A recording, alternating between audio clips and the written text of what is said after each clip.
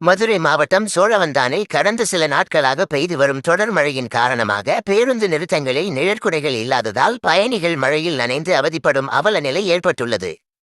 சுமார் 30,000த்திற்கும் மேற்பட்ட பொதுமக்கள் வசிக்கும் சோழவந்தான் பேரூராட்சியில் கடந்த 5 ஆண்டுகளாகவே பேருந்து நிறுத்தங்களில் நிழற்குடைகள் இல்லை.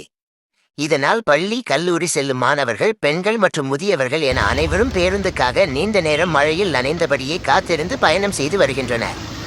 திருவேடகம், மேலக்கால், சாலாச்சிபுரம் போன்ற சிறிய கிராமங்களில் கூட நிழற்குடைகள் முறையாக அமைக்கப்பட்டுள்ள நிலையில் ஒரு பெரிய பேரூராட்சியான சோழவந்தானில் ஒரு இடத்தில் கூட நிழற்குடை இல்லாதது பொதுமக்களிடையே பெரும் வேதனையை ஏற்படுத்தியுள்ளது.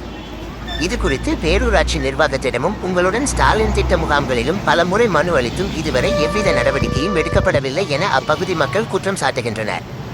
எனவே பொதுமக்களின் நலனை கருத்தில் கொண்டு இனி வரும் மழைக்காலங்களிலாவது பயணிகள் சிரமமின்றி பயணம் செய்ய சோழவந்தான் பேருந்து நிறுத்தங்களில் உடனடியாக நிழற்குடைகள் அமைத்து தர வேண்டும் என தமிழக அரசுக்கு பொதுமக்கள் கோரிக்கை விடுத்துள்ளனர்.